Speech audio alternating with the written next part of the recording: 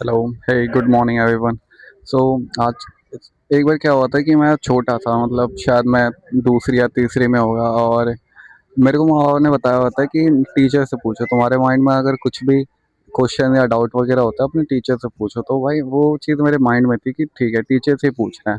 तो मैंने अपने टीचर के पास गया और उससे कुछ बेतुके, मतलब इस सेंस में तो अभी उसको लोग बेतुका मानेंगे, मैं उससे बेतुके क्वेश्चन करता था कि मैम ये कैसे होगा, ये क्यों हो गया, अगर ये करूँगा तो क्या होगा।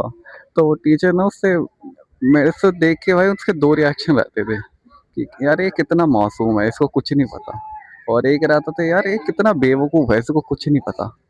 तो मेरे क्वेश्चन भी वैसे ही होते थे, जैसे कि क्या हो अगर दुनिया के धरती के बीच में एक गड्ढा कर दिया जाए तो क्या होगा, क्या इंसान आर पार हो जाएगा, या फिर क्या चांद पे सोलर प्लेट लगा दी तो फुल ऑन एनर्जी, या चांद पे वाईफाई चलेगा क्या। मतलब ऐसे बेतुके क्वेश्चन होते थे मेरे, मतलब बेतुके कह लो या क्यूरियोसिटी भरे कह लो, अब कुछ लोग क्यूरियोसिटी भरे कह सकते हैं, लेकिन उस समय पे भाई बेतुके ही कहते थे तो। एंड वो मेरे को बता देते थे कि ऐसा कुछ नहीं होता, वैसा नहीं होता, और मैं उसकी बातों पे यकीन कर लेता। ठीक है, मुझे लगता है कि टीचर्स को भी एज सच ज़्यादा कुछ नहीं पता। एंड जैसे जैसे मैं धीरे धीरे बड़ा हुआ, मैंने देखा कि हमारे माँ बाप को भी ऐसा ज़्यादा नहीं पड़ा होता।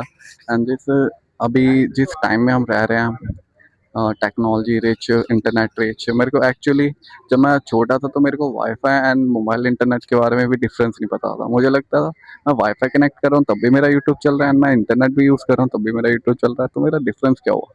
तो मैं बोलता था मम्मी से कि मम्मी वाईफाई का रिचार्ज कर दो, मतलब होता है वो रिचार्ज, लेकिन एज सच मैं बोलता था फ़ोन में वाईफ़ाई का रिचार्ज कर दो, तो भाई बेतुकी चीज़ होती थी वो कि उसका कुछ सेंस ही नहीं बनता था। लेकिन जैसे-जैसे धीरे-धीरे बड़े होते गए तो समझ आता जाता है। हम आस-पास की चीज़ों को देखते रहते हैं, एंड नई चीज़ें लर्न करते हैं। सो एक बार की बात बताता हूँ कि मैं गाँव में था, एंड मैं एक वहाँ पे अच्छे समय के लिए था, शायद 1 महीना या 15-20 दिन के लिए था। एंड वहाँ पे एक बकरी थी, मतलब बकरी ने बच्चे दिए हुए थे, उसके 2 बच्चे थे। एंड मैंने पहले जब स्टार्टिंग में उसको देखता था कि वो बेबीज़ उस बकरी के मिल्क पी रहे, जो नॉर्मली होता है नेचर में। एंड ठीक है, सब कुछ बढ़िया था। लेकिन जब थोड़ा टाइम हुआ, 10 या 15 दिन हुए, वो बच्चे वैसे पहले से बड़े थे, एंड अब उनकी मम्मी ने अचानक से उनको मिल्क देना बंद कर दिया। और तो जैसे अब वो मिल्क लेने जाते थे, वो मम्मी उनकी भटार देती, उनको हटा देती थी कि नहीं पियो ऐसा। तो मैं सोच रहा था ये ऐसा क्यों हुआ? ये 10-15 दिन से पहले तो इसको कोई इश्यू नहीं था, ये मिल्क पिला रही थी, तो अभी क्या इश्यू आ गया? तो मैंने नोटिस करा कि भाई जैसे-जैसे अब बच्चे जो हैं मिल्क से दूर जाते जा रहे हैं, वो घास या अदर चीज़ों की तरफ ज़्यादा बढ़ते जा रहे हैं। वो घास ट्राई कर रहे हैं, पेड़-पौधे ट्राई कर रहे हैं, अलग-अलग चीज़ें ट्राई कर रहे हैं कि क्या चीज़ खाने की है, क्या चीज़ नहीं।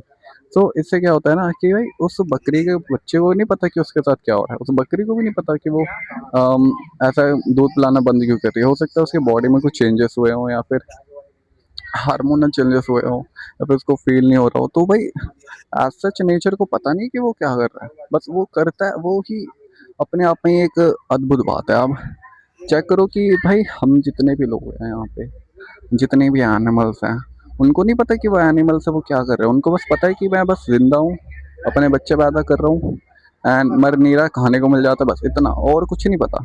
आप कितने भी अद्भुत जीव को देख लो, क्रोकोडाइल, एलिगेटर, या फिर टाइगर, जैगुआर, ये सारे आपको बहुत ब्यूटीफुल लगेंगे नेचर में, बहुत ज़्यादा डेंजरस लगेंगे, लेकिन एज सच इनको कुछ पता नहीं है। मतलब इनको ये नहीं पता कि नेचर ने इनको इतनी अद्भुत चीज़ें दी हैं। इनको बस अम, 3 चीज़ें दिखती हैं कि क्या मैं इसको खा सकता हूँ, क्या मैं इसके साथ बच्चे पैदा कर सकता हूँ, क्या मुझे इसके साथ कोई खतरा है। तो बस उसको यही चीज़ें पता है कि और आप ये चीज़ें देखो कि यार तुम्हारे पास एज सच के दुनिया में सबसे फास्ट स्पीड का वरदान है। मतलब नेचर ने तुम्हें इतना फास्ट बनाया कि दुनिया में और कोई क्रीचर उससे ज़्यादा फास्ट नहीं है ज़मीन पे, ठीक है? लेकिन तुम्हें उस चीज़ का रियलाइज़ेशन ही नहीं है। तुम समझ सकते हो कैसी अजीब सी वियर्ड सी बात है कि भाई तुम्हें इतनी सारी पावर्स दी है, लेकिन तुम्हें उसका रियलाइज़ेशन ही नहीं है।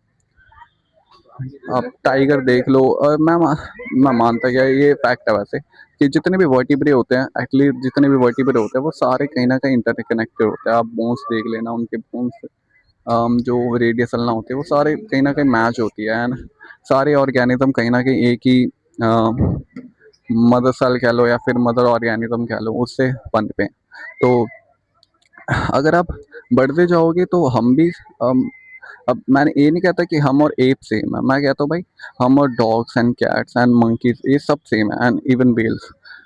तो हम सब एक ही ऑर्गेनिज्म से निकले, लेकिन हम सबके कितने अलग अलग टाइप्स हैं। टाइगर को देख लो या फिर आप क्रोकोडाइल, वो वैसे रेप्टाइल है, लेकिन मैं अभी के लिए कंसिडर करता हूँ क्रोकोडाइल को देख लो कि वो कितना ज़्यादा।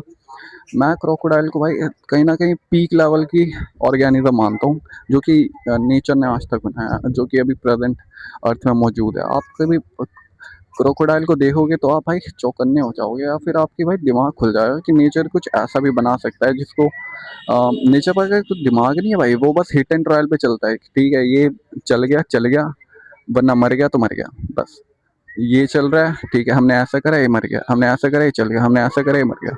तो भाई वो बस हिट एंड ट्रायल पे चलता है, उसको कुछ नहीं पता वो क्या कर रहा है क्या नहीं, बस वो चल रहा है। अगर हम नेचर को समझने जाए, आप नेचर ही सबसे बड़ा वरदान है। अगर आपको लाइफ में कुछ समझ नहीं आया, बहुत सारी चीज़ें ट्राई करो।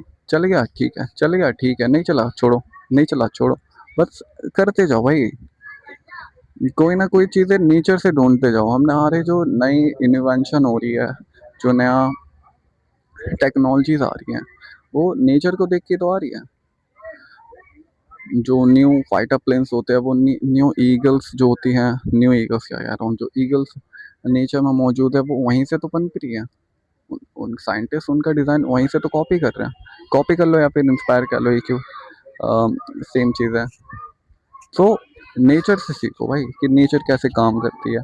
नेचर दया या फिर अच्छे भाव पे नहीं चलती, या कोई चीज़ अच्छा है कोई चीज़ नहीं, कोई चीज़ चल रही है ठीक है, कोई चीज़ नहीं चल रही ठीक है, बस नेचर ऐसे ही काम करता है। और आई थिंक कि आपको नेचर के साथ सीखना चाहिए, पेड़ों के साथ या फिर एनिमल्स के साथ, कि वो कैसे अडेप्ट कर रहे हैं चीज़ों को लेके। और ह्यूमंस का सबसे बड़ा गुण यही होता है कि ह्यूमंस अडेप्ट कर सकते हैं चीज़ों को लेके।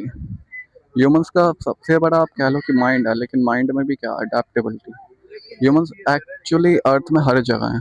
आपको कैट्स हर जगह नहीं दिखेंगी, डॉग्स हर जगह नहीं दिखेंगे। अब ह्यूमंस है जहाँ पे, वहाँ पे तो डैक्स एंड कॉट्स हैं, डॉग एंड कैट्स होंगे ही, लेकिन एज सच उनका कोई इनहेरेंट कंडीशन नहीं है कि डॉग्स ऐसे कंडीशन में रहते हैं या फिर कैट्स ऐसे कंडीशन में रहते हैं। वो जहाँ ह्यूमंस रह सकते हैं वहाँ डॉग एंड कैट्स भी रह सकते हैं, तो ऐसा है। तो मैं इस वीडियो से क्या कहना चाहता हूँ कि भाई नेचर से सीखो कि नेचर कैसे काम करता है, एंड नेचर को ही भगवान माना करो। बस आज की वीडियो यही रहेगी। Okay bye.